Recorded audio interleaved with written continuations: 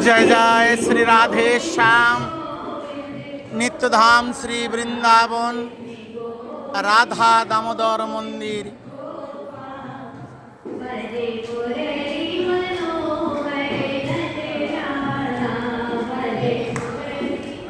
ওই সেই চরণ ভগবান শ্রীকৃষ্ণ স্বয়ং সনাতন পাদ গোস্বামীকে তার চরণ চিহ্ন, গোমাতার চরণ চিহ্ন, বাঁশি এবং লাঠির চিহ্ন সনাতন পাদ গোস্বামীকে দিয়ে বলেছিলেন, এই পাথর তুমি পরিক্রমা করবে, তাহলে গিরিরাজ পরিক্রমার ফল হবে।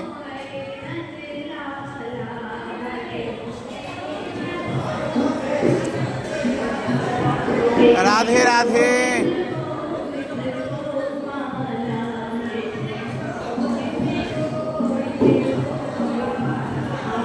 রাধে রাধে।